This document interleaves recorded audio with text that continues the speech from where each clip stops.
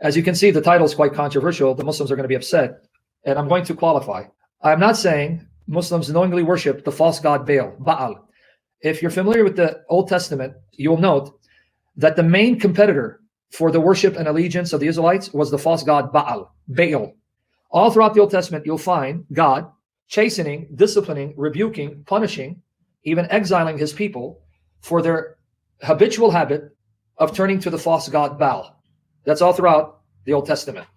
The name Baal also pops up in the New Testament under the name Beelzebub. If you read Mark 3:22 all the way 30, the Jews accused Jesus of casting out demons by Beelzebub, the prince of demons. Beelzebub, Beelzebub, or Beelzebul. Baal, that's the word Baal. Zebul means Lord of the flies, Lord of the house. In fact, Baal is simply Satan's disguise.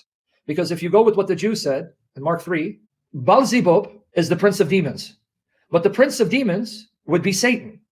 So here, if the Jews are right and Jesus didn't correct them, that means Beelzebub, Baal, is simply another name of Satan. Because there's only one ruler of demons, Satan. He rules the kingdom of darkness. All evil spirits are subject to him. If that's true, then that means if I establish tonight by the sources, Muslim sources and non-Muslim sources, if I establish Allah is simply another form, another name for Baal, and Islam is simply another form of Baal worship, then that actually further confirms Islam is the religion of the devil. It's Satan's religion that Satan inspired through Muhammad to be the competitor against Judaism and Christianity. And that would make sense, right? Because all throughout Old Testament history, the chief competitor to Yahweh, Yahovah, was Baal. Right now, as we speak, the chief competitor is Islam. You understand why it's important? So here are the three facts I want to establish. Facts that either the sources themselves come out and say, or facts that are derived from what these sources are saying. Okay, here are the three facts. And this is all in my articles. Fact number one, Hubal was the chief deity, the chief god of Mecca and of the shrine, the Kaaba. That's the first fact. Fact number two, Hubal was actually Baal. Hubal, and the Muslim sources will testify, was actually the Arabic name for Baal. That's the second fact. The third fact, the sources don't come out and say it, but that's the logical, necessary inference. Hubal was Allah, Allah was Hubal. If you actually read, quote unquote, between the lines, you're going to see Hubal was Allah, Allah was Hubal. So are you now ready to dig in? Okay, ready? Make sure you click on those links to the articles and save them. One thing I want to share. I want to give you a little background on the pagan religion in Mecca. Mecca, according to the Muslim sources, is the place where Muhammad was born. He belonged to the Quraysh tribe. And according to the Muslim sources, the Meccans were into astral worship. The Arabs before Muhammad and during the time Muhammad were into astral worship, where they worshiped the sun and moon and 5 planets because they thought there were only 5 planets. Now, in many cultures, the sun was the male deity and the moon was the female deity. Not in Arabia. The moon was the male deity and the sun was the female deity. And the sun was the consort, the wife of the moon. If I'm not confusing you, let me just read what Abdullah Yusuf Ali says. I can't read all of it. This is a Muslim whose Quran translation was widely circulated and distributed in the 20th century. It will be noticed that the sun and the moon and the 5 planets got identified, each with a living deity, god or goddess, with characteristics and qualities of its own. Did you catch what he just said? The Arabs in Mecca worship the sun and moon and 5 planets as 7 gods and goddesses. You're going to see the relevance in a minute. Now, let me read the rest of it. Let me skip and let me get to the relevant part. He goes, and the Arabic word for the moon, qamar, is of the masculine gender. And on the other hand, the Arabic word for the sun, shams, is of the feminine gender. The pagan Arabs evidently looked upon the sun as a goddess and the moon as a god. So the Arabs in Mecca, they viewed the moon as the male god and the sun as the female god, the goddess. That's going to be important. The moon is the male deity, okay, because it's the planet associated with the chief god of the pantheon, the chief god worshipped by the Arab pagans and a host of gods and goddesses, and the chief god is male. So the moon, that's a masculine now, so it's associated with the male deity who's the chief. But hold on. The chief deity is supposed to be Allah. That means you just established that for the pagans, Allah was the moon god. Oh my goodness. You want me there? And the sources I'm going to quote will say Hubal was the chief god and Hubal was the moon god. And Hubal is actually the idol Baal. And I'm now going to show it to you. Let's begin. Okay, this comes from Gods, Goddesses, and Mythology, Volume 11, page 137. Hubal, chief god of the Kaaba, a martial and auricular deity, a moon god. What was Hubal? A moon god. Oh my goodness. Are you seeing it? Okay, let's read another one. A pre-Islamic deity represented by an idol in Kaaba that was destroyed by Muhammad when he conquered Mecca in 630. Patron of the Quraysh. Remember, Muhammad's tribe is the Quraysh tribe. So who was the chief god of the Quraysh? Hubal. What tribe was Muhammad born from? Quraysh. So who was the chief god of Muhammad's family, of Muhammad's tribe, of Muhammad? Hubal. Who is Hubal? Baal. Muhammad was born in Baal worship. Let me read some more. It's all in the article. This comes from Cyril Glasse, and this comes from the New Encyclopedia of Islam. Hubal, an idol, the god of the moon. Centuries before Islam, pay attention to this name. Centuries before Islam, Amr ibn Luhay, a chief of the tribe of Jurhum who dwelt in Mecca, before the coming of the Quraysh tribe, brought the idol to the city from Syria. Wow. We're going to revisit that. But let me finish it. It was set up in the Kaaba and became the principal idol of the pagan Meccans. Folks, do you understand the implication of what we just read? Hubal was an idol from Syria. The chief god in Syria among the pagans was Baal. Baal was the god that was worshipped by the Syrians before the time of Muhammad. If this Arab, Amr, brought the idol from Syria, what was he bringing to the Kaaba? The idol of Baal. So he brought the idol Baal from Syria, and that's why it's called Hubal. And notice, Hubal became the chief god of the Kaaba of Mecca. So you understand what the sources just admit? Hubal is the god of the moon. He's the moon god. Hubal was the god of the Kaaba, the god of Mecca, the chief god. Hubal was the idol from Syria. These three facts are admitted explicitly by the sources. So now let's break it down. If Hubal is from Syria and the chief god worshipped in Syria is Baal, we just established Hubal is Baal.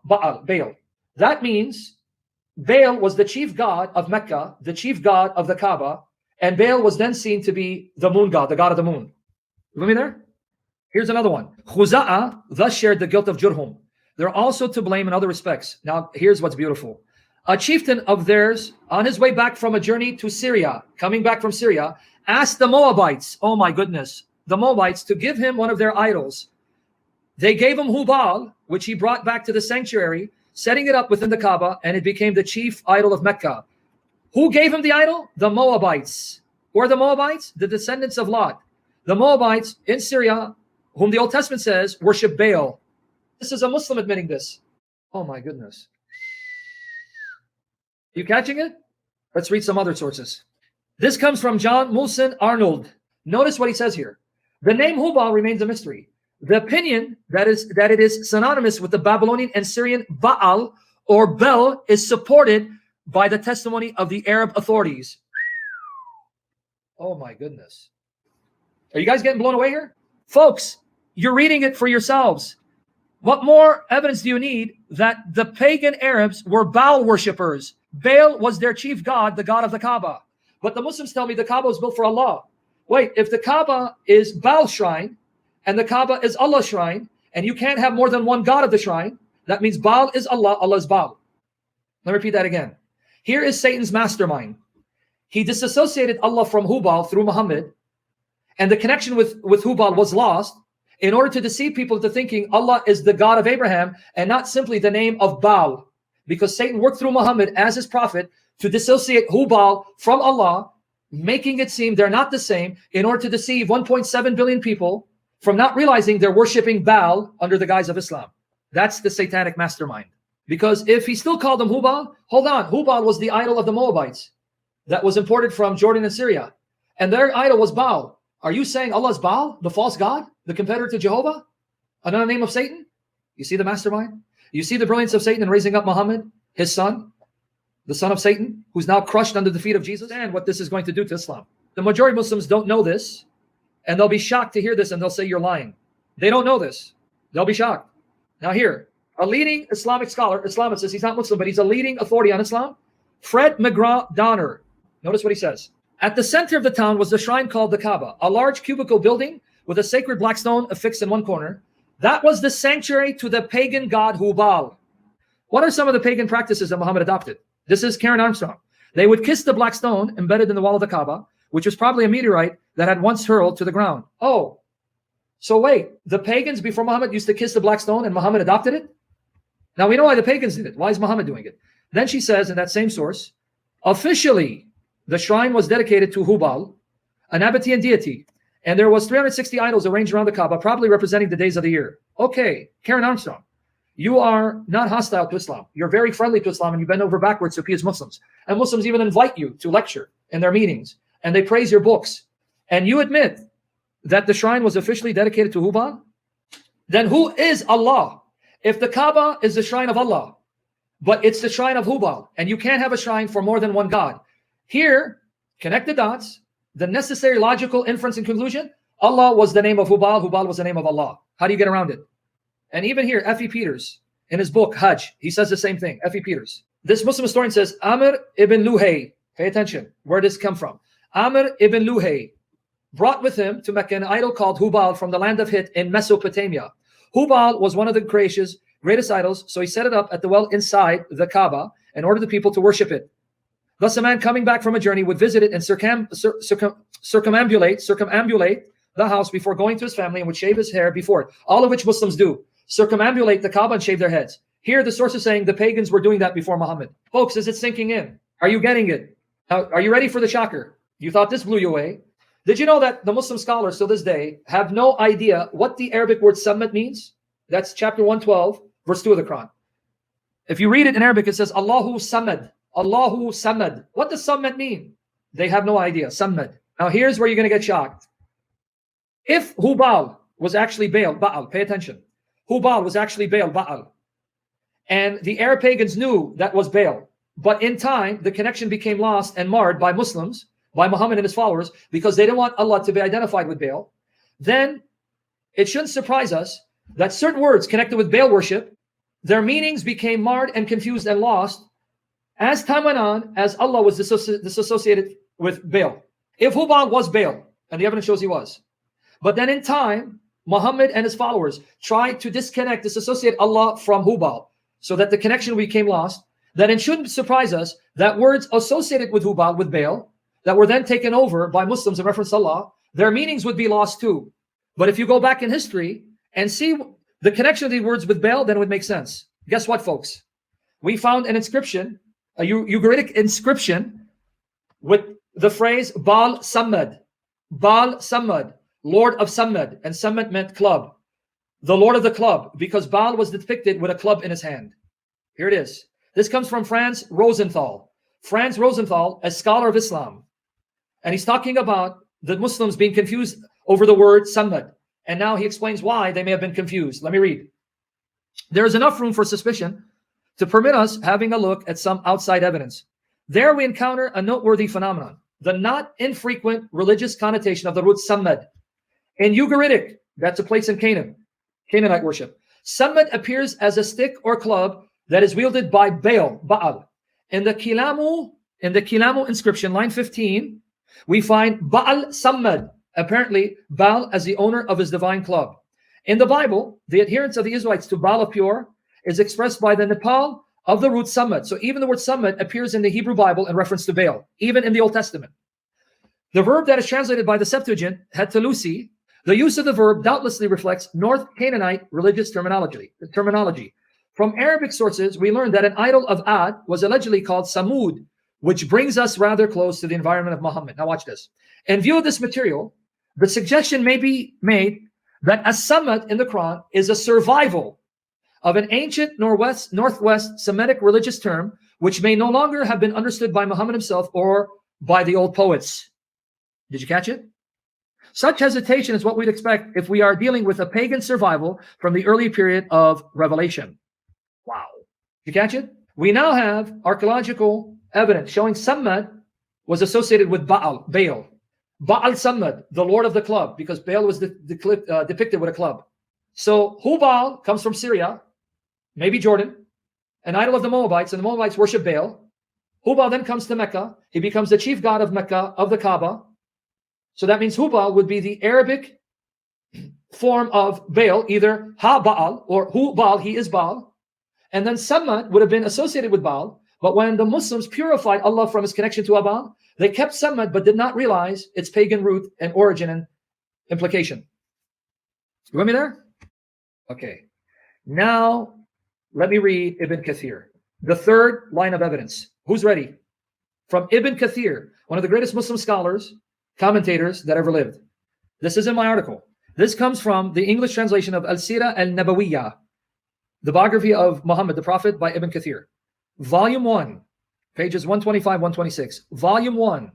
Guys, pay attention.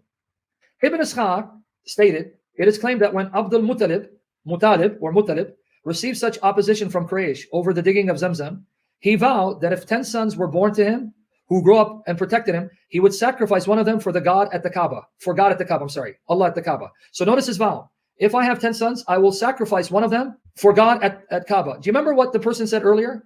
Oh yeah, but Baal demanded human sacrifice. Did you catch what Abdul Muttalib vowed? To sacrifice one of his sons. Oh yeah, but Baal demanded human sacrifice. Did you just catch it? Abdul Muttalib promised that if Allah gave him 10 sons, he would sacrifice one of his sons, a human sacrifice to Allah.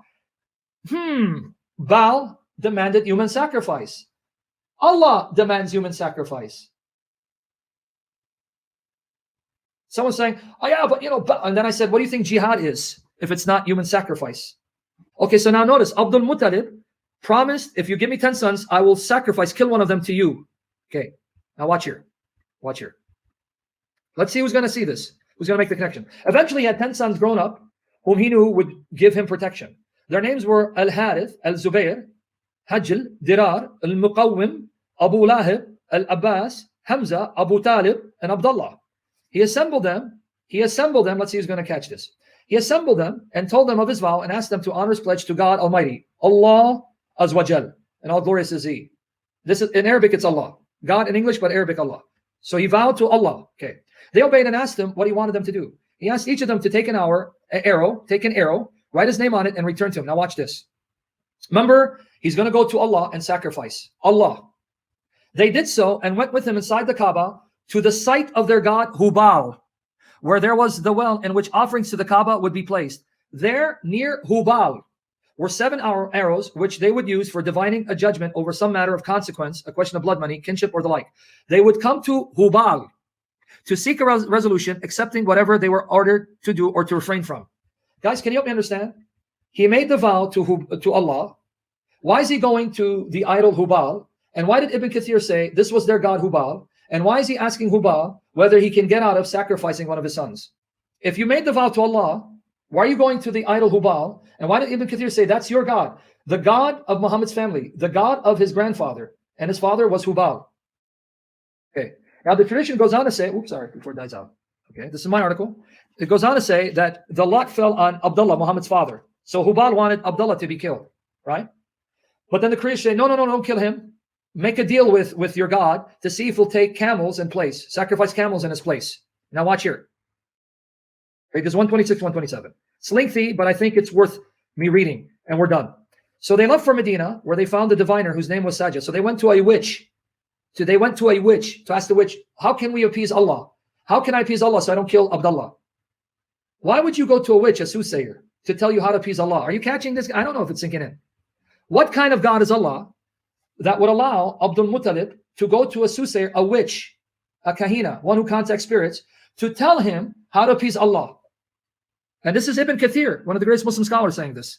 Okay, so they left for Medina, where they found the diviner whose name was Sajjah, as Yunus bin Buqayr reported from Ibn Ishaq, that was at Khaybar. They rode off again and went to her and sought her advice.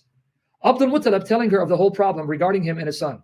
She told him, leave me today until my attendant spirit comes and I can ask him. Wow.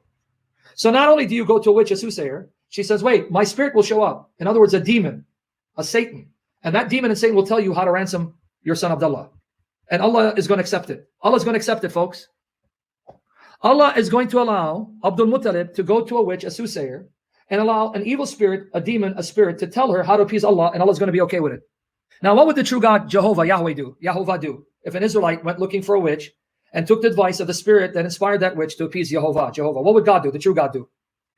Okay, now watch. Let's keep going. They left her, and Abdul Muttalib prayed to Allah. So he's praying to Allah. Next day, they went back to her, and she informed them that she had a message. How much is the blood money you prescribe? She asked, 10 camels. Okay, and then they says, okay, go back and present your man as an offering and do the same with 10 camels. Then cast arrows to decide between him and them. If the divining arrows point to him, then add to the number of camels until your God is satisfied. Keep doing this deafening of arrows until it points to the camels, not your son. Okay? And once it points to the camels, then you know that's how many camels you sacrifice to ransom your son Abdullah from being murdered. If it points to the camels, then sacrifice them in his place. That way you will please your God and save your man. Please your God and save your man. So they went back to Mecca. When they had agreed to do so, as she had said, Abdul Muttalib said prayers to God, Allah. Then they offered up Abdullah and the 10 camels as sacrifice and cast the arrow. At that point, the men of Quraysh told Abdul Muttalib, who was standing near Hubal praying to Allah. Hubal praying to Allah. It's all over. Your God is pleased, O Abdul Muttalib. Wait, earlier it says their God was Hubal, and it says as he's praying to Allah, he's before the statue of Hubal. Here you go. Ibn Kathir, pages 126, 127. Here. At this point, the men of Quraysh told Abdul Muttalib, who was standing near Hubal, praying to Allah. Arabic is Allah, a God. It's all over. Your God is pleased, O Abdul Muttalib. But wait, who's his God? Is it Allah or Hubal? Because earlier, Ibn Kathir told us this. Look what he told us, Ibn Kathir. They did so and went with them inside the Kaaba to the side of their God Hubal. Hold on. Abdul Muttalib praised to Allah by standing in front of the idol Hubal. Hubal is said to be his God and the God of his family. But then the Quraysh said, it's all over. Your God is pleased, O Abdul Muttalib. So I'm really confused. If his God is Hubal and he's praying to Allah, but he's shuffling arrows to the statue Hubal and he's before the statue Hubal praying to Allah, are you trying to convince me that Hubal is not Allah, Allah is not Hubal? Can you help me understand now? Why does Allah accept Abdul Muttalib going to a soothsayer witch? And why does Allah accept a demon telling that witch soothsayer how to appease Allah? And why is Abdul Muttalib going before the statue Hubal and shuffling arrows and praying to Allah at the statue of Hubal? And if Allah is his God, why did Ibn Kathir say Hubal is his God? What's going on here? What's the conclusion? What's the conclusion, folks? Who is Allah truly? He is Baal. And Baal is another name of Satan. What more proof do you guys need from the Muslim sources when you combine them together that Islam is nothing more than Baal worship repackaged by Satan through his man Muhammad in order to entice the people of God today away from the worship of Jehovah like Baal did during the Old Testament period? How many of you are overwhelmed and shocked by the evidence? And how many of you are now convinced Islam is nothing more than Baal worship repackaged by Satan? How many of you were not aware how much evidence there was to show that Allah is Baal and therefore Satan? Because Baal or Baal is a name of Satan. Let's get into the topic, guys. Yes. You guys ready? Yes. All right. Hubble. Now, why is the topic of Hubble important? Because in pre-Islamic Arabia, the Quraysh tribe and the Arabs in Mecca and Medina, Northern Arabia, they worship at least 360 gods and goddesses. According to these Muslim sources, there was an idol of the god Hubal or Hubal. And he was considered the Lord of the Kaaba, the Lord of Mecca, the chief god in Mecca and the Kaaba. Now, you know why that's interesting? Let me tell you why. Anyone who studied ancient Near Eastern polytheistic pagan religions will know. This is a fact. Even though the polytheists, the pagans, would worship a host of gods and goddesses, they would erect a specific location and a specific temple for the worship of a chief god. In other words, you will not find in pagan polytheistic religions a house of worship erected for more than one god. Other gods could be honored there, yes. But the house would be consecrated to one chief god. You got to get this point down. When the pagans built a house, that house was built in honor of how many gods? One. According to Islamic tradition, the Kaaba was built for the worship of which god? According to Islamic tradition, the Muslims. Allah. Allah. Allah. Now, the Kaaba was built for Allah. Allah, yes. This was his house. It was called Bayt Allah. Yes. Baytullah. Okay. Yes. Yeah. They'll tell you that the pagans then added other gods and goddesses. Now, the same Muslim sources say Hubal was the chief idol, the chief god of the Kaaba, and he was the Lord of Mecca.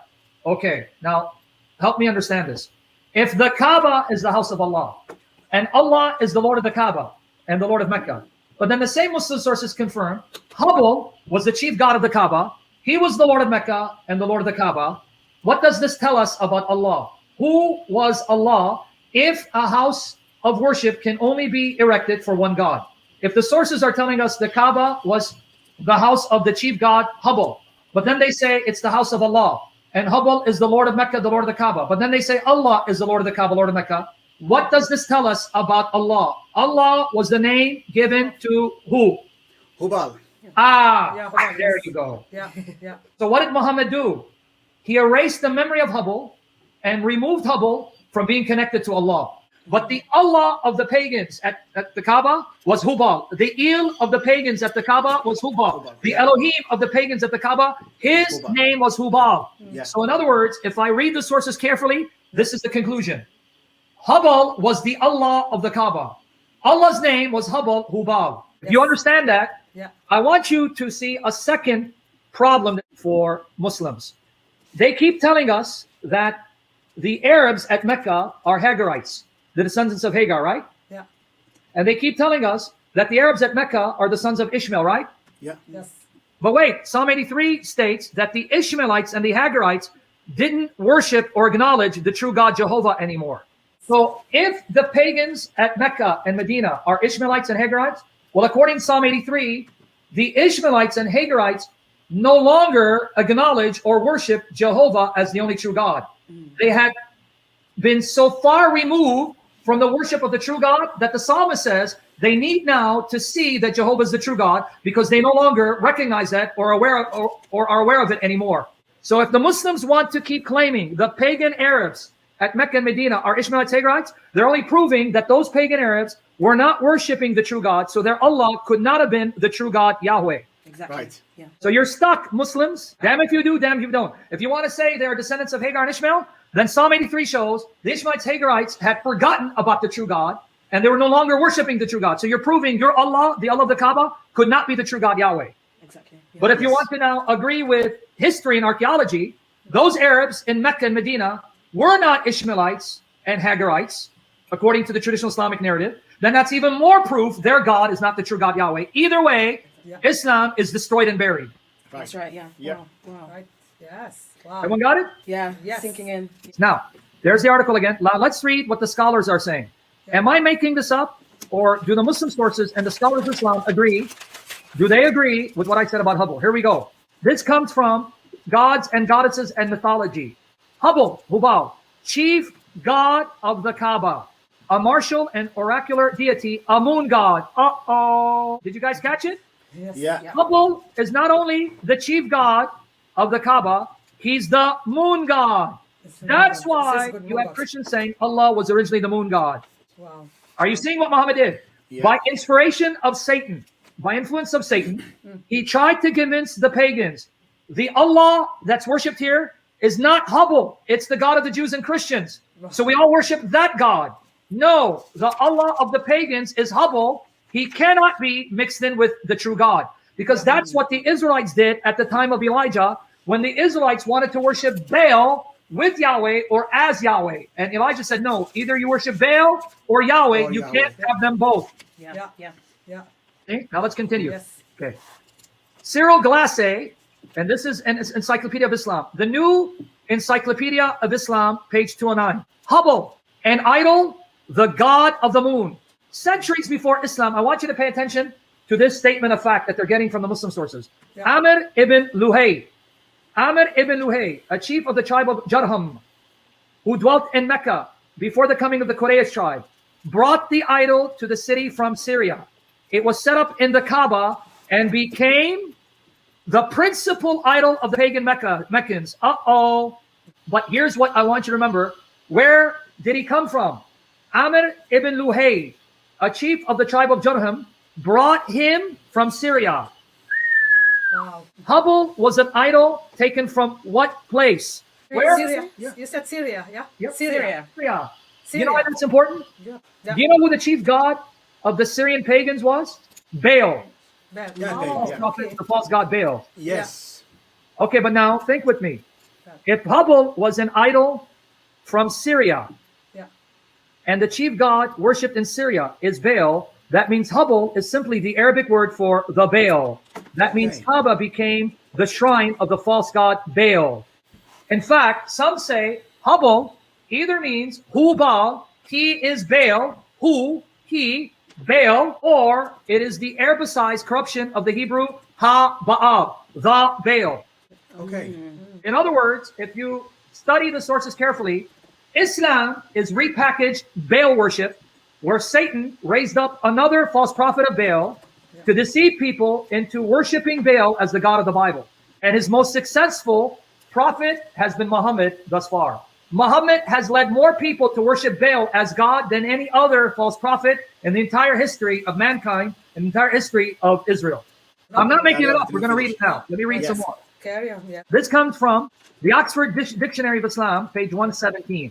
Hubble, a pre-Islamic deity represented by an idol in Kaaba that was destroyed by Muhammad when he conquered Mecca in 630. Patron of the Quraysh, leading tribe of Mecca. You know what patron of the Quraysh means? It means that was their chief god. Now, guys, can I ask you a question? Yes. Last time I checked, Quraysh was Muhammad's tribe. Yes. And here we're told by the Oxford Dictionary that the chief god that the Quraysh worshiped as their supreme god was Hubble. That means Muhammad was raised in the worship of Hubble as his chief god. Sure. That's correct. Yeah. You got it Agree now? with you. Yeah. Yeah. Okay, let's go some more. Mahmoud M. Ayub, a devoted Muslim scholar. Islam, Faith, and History, page 15. Among the many deities that the Arabs worship in and around the Kaaba were the god Hubble and the three goddesses Alat, Al-Uzza, Manat. Hubble was originally a moon god Yeah. Wow. and perhaps also a rain god, as Hubble means vapor. Wait. This Muslim saying Hubble, the chief god of the Quraysh, who owned Mecca, who owned the Kaaba, Yeah. and religious rites were devoted to him, Yeah. was the moon god? So that Muhammad was born to a tribe that worshipped the moon god Hubble? Yes, seems so. You can see. Yeah. Here's a couple more. All I'm doing is reading. This too is written by a convert to Islam named Martin Lings. He wrote an English translation on the life of Muhammad, Yeah. and you can actually find it online. It's Martin Lings. He's since passed away.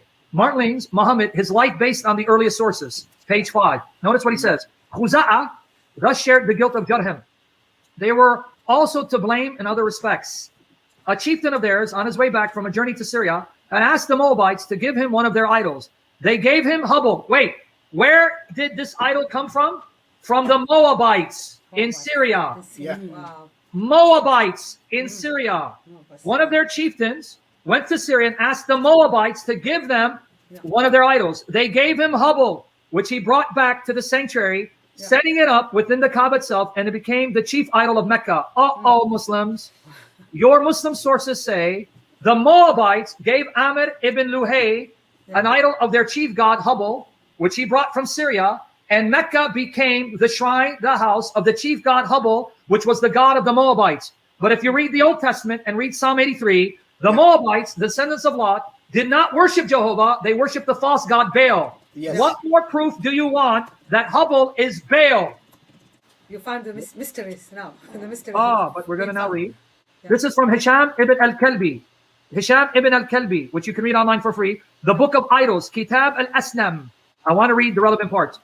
The Quraysh were wont to venerate her above all other idols. For this reason, Zayd ibn Amr ibn Nufail, who during the Jahiliyyah days had turned to the worship of God and renounced that of Al-Uzza and of the other idols, said, Zayd renounced the pagans and their idolatry and said this. When he used to be a pagan, this is who he used to worship. Notice what he said. I renounce both Alat and Al-Uzza. For thus would the brave and the robust do. No more do I worship Al-Uzza and her two daughters, or visit the two idols of the Banu Ghanim. Now watch here. Nor do I journey to Hubble and adore it, although it was our Lord when I was young. Zayd is from Mecca. He, along with the pagans, worshiped the chief god of Mecca and the Kaaba and the gods and goddesses. And he says, when we were young, I used to go to Hubble. Well, where did he go to Hubble to? The Kaaba. The Kaaba. And I used to worship Hubble because when I was young, he was my Lord, no more. Now notice what the source goes on to say. The Quraysh had also several idols in it and around the Kaaba. The greatest of these was Hubble. Okay, now, again, help me understand. Yeah. If the Muslim sources, because this is a book that was written by a Muslim early on, translated in English, are telling you Hubble was the chief god of the Kaaba, of Mecca. The religion was devoted to Hubble. The Quraysh worship Hubble as their god, their ilah, their lord. Muhammad was born to the Quraysh tribe, born in Mecca, was raised in the pagan practices associated with the Kaaba. And yet these sources say the religious rites, the Kaaba, the practices were all devoted to Hubble as the chief god, as the Lord of Mecca, as the Lord of the Kaaba, and he's the moon god. Convince me then that Allah wasn't the name of Hubble and that Allah wasn't the moon god. Convince me, Muslims. So they can't. They don't have. Convince me, Muslims.